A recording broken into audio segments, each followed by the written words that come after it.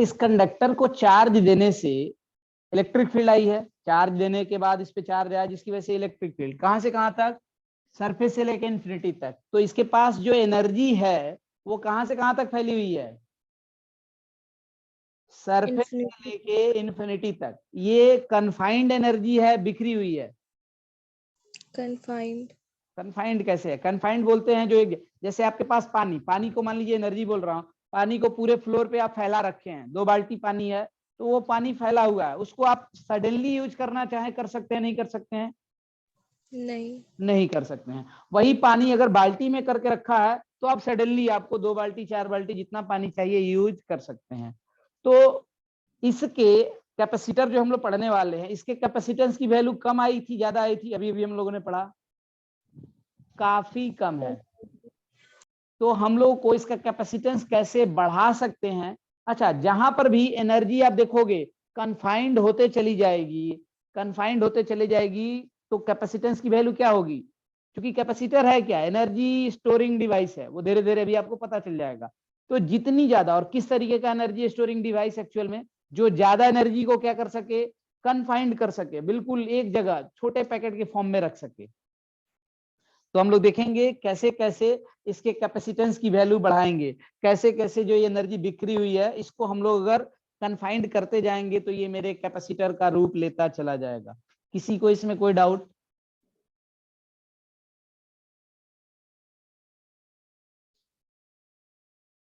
ठीक है, अब आते हैं हम लोग मैक्सिमम। कभी कभी रिलेशन पूछा जाता है, रिलेशन क्या पूछा जाता है, कैपेसिटेंस और मैक्सिमम कैपेसिटी, कैपेसिटेंस और मैक्सिमम कैपेसिटी के बीच में रिलेशन पूछा जाता है, किस तरीके से निकाला जाएगा, या मैक्सिमम चार्ज कैपेसिटी पे किसी कंडक्टर का, ये कोई कंडक्टर है मान लीजिए, ये कोई कंडक्टर है, अलग अलग शेप का बना सकते हैं, अलग शेप का ही बना रहे हैं ताकि आपके लिए थोड़ा ज्यादा समझना आसान होगा। ये कोई कंडक्टर है, इस तरीके से बनाया गया। इस कंडक्टर का कैपेसिटेंस अगर सी है, अच्छा कैपेसिटेंस का यूनिट क्या आएगा, यह है क्या, Q बाई V, यूनिट क्या होगा इसका, ये तो है वोल्ट, ये क्या है, कूलम पर वोल्ट। कूलम की बात करें, कूलम, ये कूलम भी है ना चार्ज का, कूलम हो जाएगा ये, और ये हो जाएगा आपको वोल्ट है, कूलम पर वोल्ट। लेकिन हम लोग देखेंगे कैपेसिटेंस के बारे में, फैराडे नाम के साइंटिस्ट ने, तो हम लोग इसका यूनिट ना जनरली आप पढ़ते भी आए हैं, फोर्स के बारे में न्यूटन ने ज्यादा बताया, तो उनके यूनिट को क्या करते हैं हम लोग, न्यूटन, न्यूटन के नाम को ही उसका यूनिट रख दिया गया है। ठीक उसी तरह कैपेसिटर के बारे में फैराड ने बताया था, तो इसका यूनिट भी उसी तरीके से लिख दिया जाएगा। अभी मैं इसके यूनिट पे आ जाऊंगा। ठीक है, अब अगर मैं बोल रहा हूं किसी का कैपेसिटेंस 2 है, इसका मतलब समझ में आ रहा है, इसका मीनिंग जो समझ में आएगा वो बाद में करेंगे, जो न्यूमेरिकल वैल्यू, इसका मीनिंग क्या होगा, जिस भी कैपेसिटर का कैपेसिटेंस 2 है उसको 2 कूलम चार्ज देंगे तो उसका पोटेंशियल 1 वोल्ट बढ़ेगा।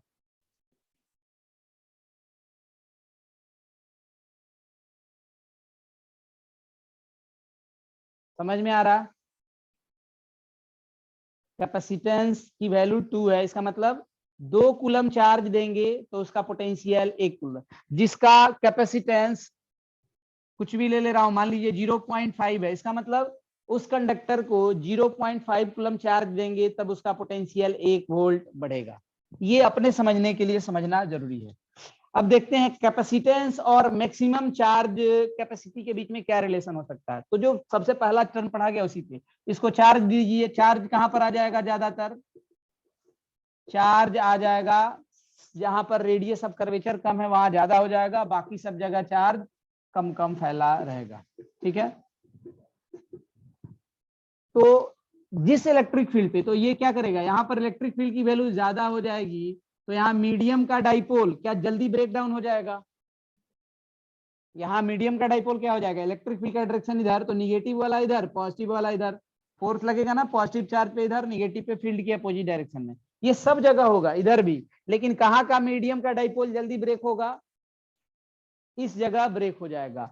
तो जितने वोल्टेज पे, मान लीजिए जिस समय ये मीडियम के डाइपोल को ब्रेक कर रहा है, तोड़ रहा है, उस समय इसका पोटेंशियल वीवी लिख दे रहा हूं मैं, वीवीआर। वीवीआर का मतलब break down voltage.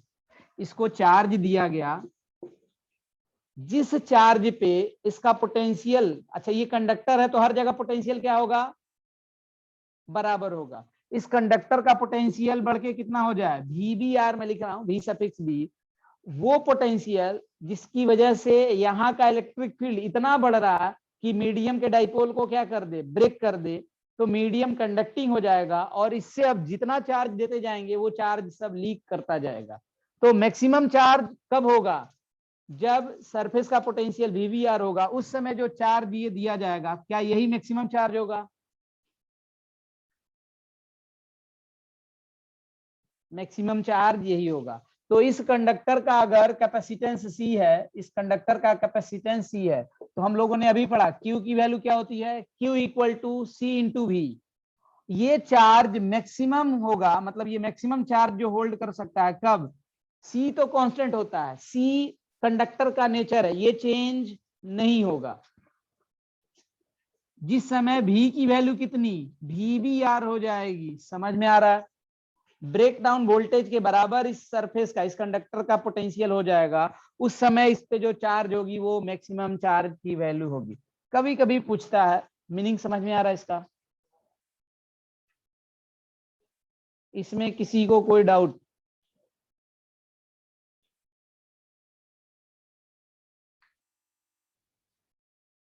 Omkesh, Apoorva, Ananya, कोई डाउट इसमें? हाँ वो इजिली बना सकते हैं, न्यूमेरिकल में भी आएगा तो आसानी से हम लोग समझ सकते हैं। अब हम लोग दो चीजें पढ़नी है, अगर कैपेसिटेंस के हिसाब से चार्ज अगर कनेक्ट किया जाए कंडक्टर को तो किस तरह से चार्ज का डिस्ट्रीब्यूशन होता है। दूसरा, कंडक्टेंस की वैल्यू, मतलब कैपेसिटर की वैल्यू हम लोग अलग अलग सिचुएशन में कैसे कैलकुलेट करेंगे, उसके लिए एक एग्जांपल देखते हैं, ढंग से समझ लेते हैं। कैपेसिटेंस और कैपेसिटर दोनों का मतलब समझते हैं।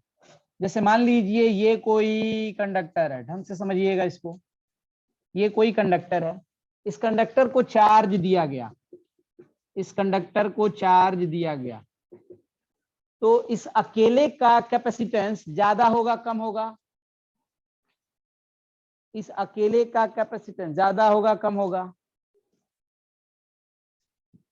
कम होगा। ये भी आपको बताया भी गया है, वो एग्जांपल मैंने लेके भी बताया। बिकॉज इसकी इलेक्ट्रिक फील्ड की बात करोगे तो इलेक्ट्रिक फील्ड कहां से कहां तक, सरफेस से लेके इंफिनिटी तक फैली रहेगी, मतलब इसके पास जो भी एनर्जी है ना वो एनर्जी बिखरी हुई है। तो जब भी आप देखो कैपेसिटेंस उसका ज्यादा होगा ना, जिस जो एनर्जी को कन्फाइंड करते चला जाएगा, वो धीरे धीरे सब आपको समझ में आता चला जाएगा।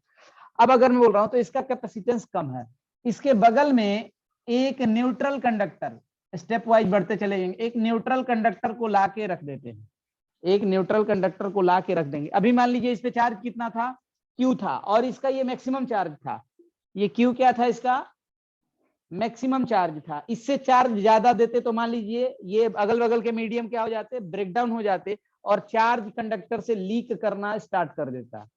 समझ में आ रहा है, मतलब ये मैक्सिमम अपने होल्डिंग चार्ज पे टिका हुआ है। अब इसके बगल में एक न्यूट्रल कंडक्टर सिंपली लाके रख दीजिए, किसी भी शेप का, ये कंडक्टर मैंने लाके यहाँ पर रख दिया, क्या फर्क पड़ने वाला है, इस कंडक्टर के यहाँ आने से इसका इंडक्शन होगा, इधर कौन से चार्ज आ जाएंगे, निगेटिव, इधर कौन से चार्ज आ जाएंगे, पॉजिटिव। कोई फर्क नो सर।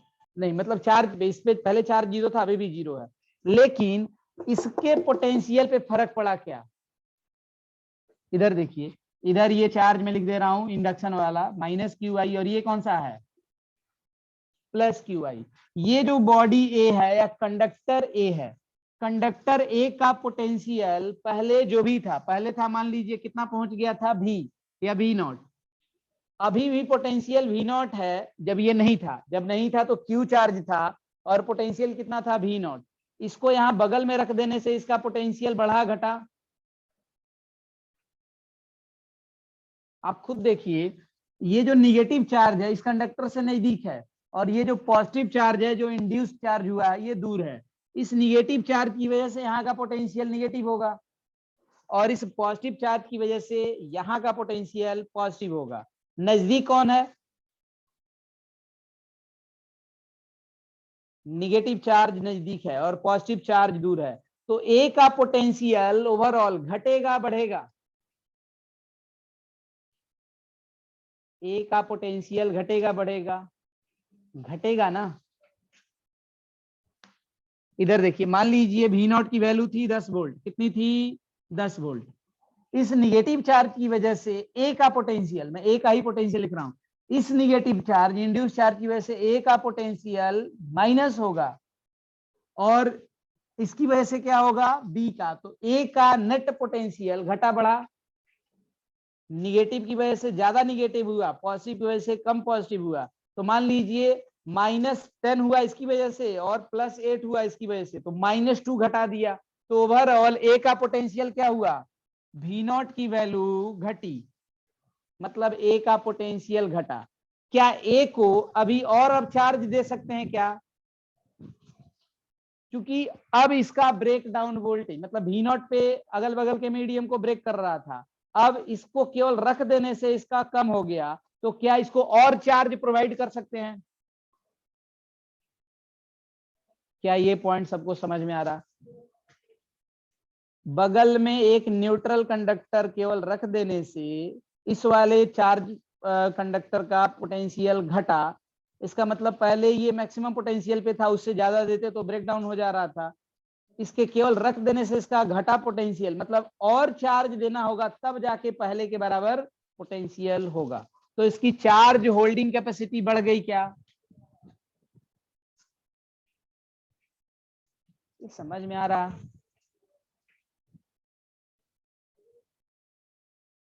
ठीक है। तो क्या हम लोग बोल सकते हैं इसका कैपेसिटेंस बढ़ गया? कैपेसिटेंस में जो C बराबर लिखते थे, C equal to Q by V, तो इस न्यूट्रल कंडक्टर को रख देने से, लॉजिकली भी समझिए, V की वैल्यू क्या हो गई? इसके जस्ट यहां रख देने से इसके V की वैल्यू घट गई, तो क्या कैपेसिटेंस की वैल्यू बढ़ गई? तो किसी कंडक्टर का कैपेसिटेंस बढ़ाने के लिए हम लोग बगल में दूसरा कंडक्टर ला के रख दें तो हमारे पास क्या हो जाएगा? उसका कैपेसिटेंस चेंज हो जाएगा, बढ़ जाएगा। किसी को कोई दिक्कत?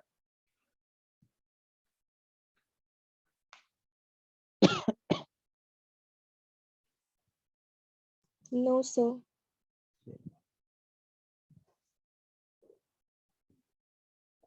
अब हम लोग को ना अलग अलग तरह की बॉडी का, हम लोग को जो सिलेबस में पढ़ना है ना, अलग अलग तरीके के कैपेसिटर पढ़ने हैं, अलग अलग तरीके के कैपेसिटर पढ़ने हैं, जिसमें से पैरेलल प्लेट कैपेसिटर सबसे ज्यादा पढ़ना है।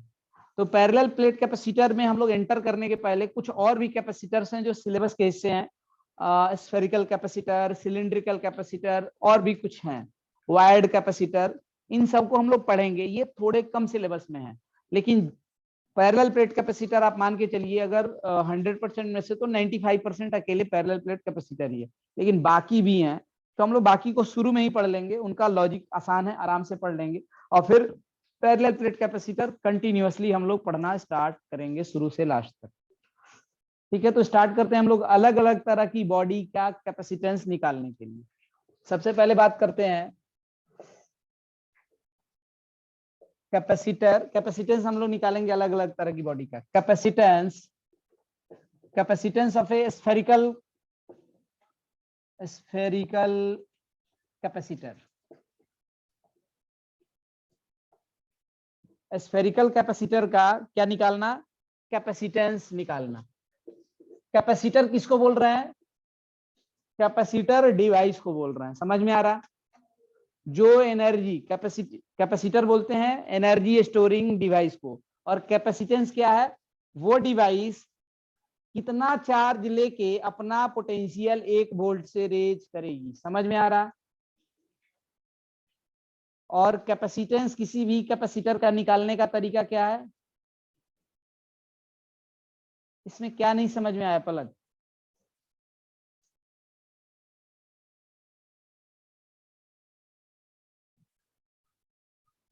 कैपेसिटर डिवाइस का नाम है जो एनर्जी स्टोर्ड कर रहा है। कैपेसिटेंस वो उस डिवाइस को कितना चार्ज, मतलब उस कंडक्टर को कितना चार्ज देने पे उसका पोटेंशियल 1 वोल्ट बढ़ रहा है, वो उसका कैपेसिटेंस है।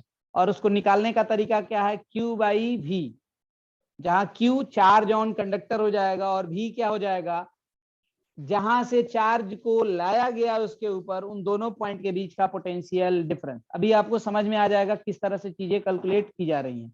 इधर देखिए, दो मैं स्फीयर ले रहा हूं, स्फेरिकल कंडक्टर कैसे बनाएंगे। इधर देखिए, ये मान लीजिए कोई एक स्फीयर है, कंडक्टिंग स्फीयर है, और इसके बाहर में ये दो कॉन्सेंट्रिक स्फीयर्स हैं, दो कॉन्सेंट्रिक स्फीयर हैं। इसमें से अगर Q चार्ज, ये थोड़ा बना नहीं है सही से लेकिन दोनों है कॉन्सेंट्रिक में। इधर देखिए, इसका एक का रेडियस लिख रहा हूं मैं A और दूसरे का रेडियस लिख रहा हूं B। इसमें से बाहर वाले से अगर Q चार्ज को तोड़ के इनिशियल वाले पे लेके आए, यहां से, अब तोड़ने का तरीका क्या होगा वो बाद में देखेंगे। यहां से अगर Q चार्ज को तोड़ के कहां पर लेके आ जाओ, इस पे भी कोई चार्ज नहीं है, इस पे भी कोई चार्ज नहीं है, यहां से Q चार्ज तोड़ के, ये तोड़ने का तरीका भी मैं बताऊंगा, एक्चुअल में बैटरी लगा के ये काम किया जाता है।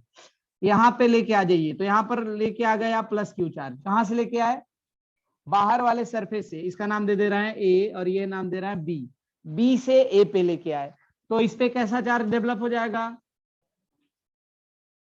इस पे ये न्यूट्रल था, इसमें से प्लस Q चार्ज आप तोड़ के लेके आ जाओ और A पे लाके रख दिया आपने, यहां से प्लस Q चार्ज उठाया इस पे रख दिया, तो इस पे कितना चार्ज बच गया, माइनस Q। समझ में आ रहा है ये कैसे किया गया वो अभी बताऊंगा मैं, ये पहले समझ में आ रहा है। तो यहाँ पर इलेक्ट्रिक फील्ड, अब देखिए इसमें हिसाब किताब कैसा बैठ गया, ये जब चार्ज लेके आ जाओगे तो इस पे चार्ज आ गया प्लस चार्ज, तो क्या ये प्लस चार्ज इस पे फैल जाएगा इनर वाले कंडक्टर पे, और आउटर वाले कंडक्टर की बात करें तो यहां से माइनस Q चार्ज तोड़ के लाया गया, तो यहाँ पर कौन सा चार्ज, निगेटिव चार्ज इधर फैल गया। अब इलेक्ट्रिक फील्ड देखिए कहां से कहां तक होगी, यहां से लाने पे इलेक्ट्रिक फील्ड डेवलप होगी, पॉजिटिव चार्ज से ओरिजिनेट होगी और यहाँ पर जाके टर्मिनेट होने वाली है, जितना यहाँ पर निगेटिव उतना ही यहाँ पर पॉजिटिव। समझ में आ रहा है ना।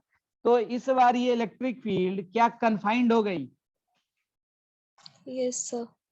ये इलेक्ट्रिक फील्ड इस बार कन्फाइंड है। तो क्या इसको हम लोग एक्चुअल में अब कैपेसिटर बोल सकते हैं, कैपेसिटर पहले को भी बोल सकते थे, आइसोलेटेड कंडक्टर को भी, लेकिन उसका कैपेसिटेंस इतना कम है कि एक्चुअल में उसको कैपेसिटर ना बोला जाए तो बेहतर है। समझ में आ रहा, बिकॉज वहां एनर्जी फैली हुई थी। यहाँ पर अगर बात करोगे तो इन कंडक्टर का शेप स्फेरिकल है, और इलेक्ट्रिक फील्ड कहां से कहां के बीच में है, दोनों सेल के बीच में, दोनों के बीच वाले एरिया में पूरी की पूरी एनर्जी कन्फाइंड हो गई है। तो इसको हम लोग क्या बोलेंगे, ये स्फेरिकल कैपेसिटर है। समझ में आ रहा है सबको, यहाँ एनर्जी बिखरी हुई नहीं है, यहाँ एनर्जी ए रेडियस से लेके बी रेडियस के बीच में ही पूरी तरह से है। कोई दिक्कत किसी को इसमें, इसका नाम ए है, इसका नाम बी है, इस पे ये चार्ज प्लस Q और ये वाला चार्ज माइनस Q। कैपेसिटर देखिए कैसे लिखेंगे, कैपेसिटर ऑफ स्फेरिकल कंडक्टर क्या बोला गया, Q/C। Q/C में देखिए तरीका क्या हो, कितना चार्ज लाए, कितना चार्ज यहां से यहां लाया गया Q, डिवाइडेड बाई कहां से लाए और कहां पर लाए, उन दोनों पॉइंट के बीच का पोटेंशियल डिफरेंस। Q/V में V क्या होता है, पोटेंशियल डिफरेंस। क्या लिखेंगे इसको, VA माइनस VB। समझ में आ रहा है क्या सबको, जो C इक्वल टू Q/V है, इसमें V क्या होता है, पोटेंशियल डिफरेंस। यस सर, आ दीपिका, रहा है। मोहित, अस्मी, समझ में आ रहा है ये, यस सर। हाँ। तो ये भी पोटेंशियल डिफरेंस होता है, कहाँ का पोटेंशियल डिफरेंस, जहां से चार्ज उठा के इस पे ला, जहां से जहां तक लाए, इससे तोड़ के इस पे ला रहे हैं तो यहां पर लाए, तो VA माइनस VB का निकाल दीजिए, आंसर आपका आ जाएगा Q upon what is VA। ए का पोटेंशियल बताइए, ए का पोटेंशियल पढ़ाया जा चुका है, ए का पोटेंशियल, इस पे चार्ज Q है तो इसकी वजह से होगा, और इस वाले सेल पे माइनस Q चार्ज है उसकी वजह से भी होगा। तो ए का पोटेंशियल मैं अलग से यहां लिख भी दे रहा हूं, ए का पोटेंशियल कितना, खुद की वजह से कितना इसका, KQ/A, और इस वाले सेल का ये इंटीरियर पॉइंट है, तो जितना इसके सरफेस पे होगा वही इंटीरियर पॉइंट पे होगा, तो इसकी वजह से कितना होगा minus K Q by B, जो इसके सरफेस पे होगा वही इंटीरियर पॉइंट पे होगा। कोई दिक्कत किसी को? अच्छा, बी का पोटेंशियल, सरफेस बी का पोटेंशियल देखिए, इस प्लस क्यू इनर वाले सेल पे चार्ज प्लस क्यू है, इसकी वजह से कितना होगा, इसका ये आउटर पॉइंट है, तो आउटर पॉइंट पे होता है के क्यू बाई एक्स, इस एक्स की वैल्यू कितनी है बी, तो कितना लिखेंगे के क्यू बाई बी, इसकी वजह से पॉजिटिव होगा, और इस पे खुद पे चार्ज माइनस क्यू है, इसकी वजह से क्या होगा निगेटिव होगा, कितना minus K Q by B, तो वैल्यू कितनी आ गई 0। किसी को डाउट इसमें? ए का पोटेंशियल ये है और बी का पोटेंशियल ये है, यहां पर वैल्यू रख दीजिए, आंसर आ जाएगा आपका। What is V A, K Q by A minus K Q by B, ये हो गया V A minus V B 0 answer. अब रीअरेंज करके केवल लिख देना। अच्छा, ये कैपिटल क्यू नहीं, ये क्यू कितना है, स्मॉल क्यू ही है, क्यू चार्ज ही लेके आया है ना इसमें से। अच्छा, कैपिटल क्यू लिखे हो तो ये सब जगह कैपिटल क्यू ही लिखना पड़ेगा।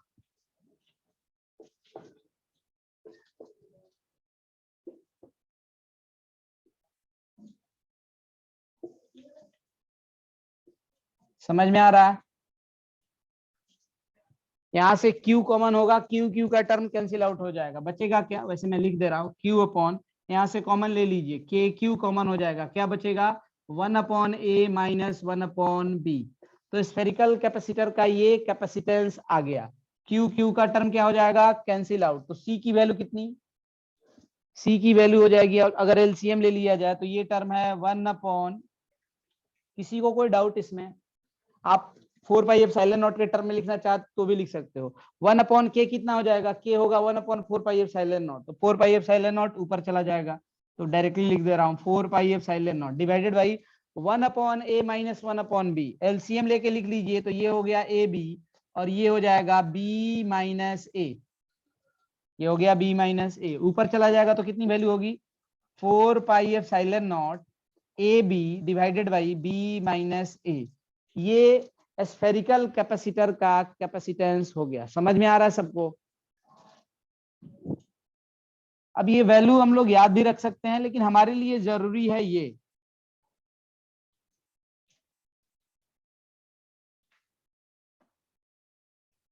हाँ, तो इस तरह से हम लोग अलग अलग, हम लोग नेक्स्ट में ना, ये आपको सिलेबस में कम पढ़ना है, स्फेरिकल कम पढ़ना है, सिलिंड्रिकल, लेकिन हम लोग इसको पहले, हम जानबूझ के मैंने ये बताया कि आपको इससे पता चले कि कैसे निकाल रहे हैं, जहां से चार्ज तोड़ के इस बॉडी पे लेके आएंगे, ये उन दोनों पॉइंट के बीच का पोटेंशियल डिफरेंस है। तो हम लोग अलग अलग तरह के सिस्टम का क्या निकाल सकते हैं, अलग अलग कैपेसिटर का कैपेसिटेंस निकाल सकते हैं। प्रैक्टिकली कैपेसिटर किनको बोलेंगे, जहां पर एनर्जी कन्फाइंड होगी, मतलब जिस भी सिस्टम की जो इलेक्ट्रिक फील्ड लाइंस होगी ना, वो एक पर्टिकुलर रीजन में बंद के रह जाएगी ना, वो क्या कहलाएगा, वो उसी को हम लोग एक्चुअल में कैपेसिटर बोलते हैं। किसी को कोई डाउट इसमें? तो इसको एक्चुअल में कैपेसिटर बोला जाएगा।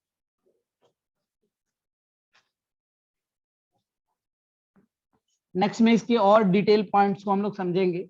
आज इसका थोड़ा बहुत ओवरव्यू हुआ और हम लोगों ने कैपेसिटर निकालना सीखा है।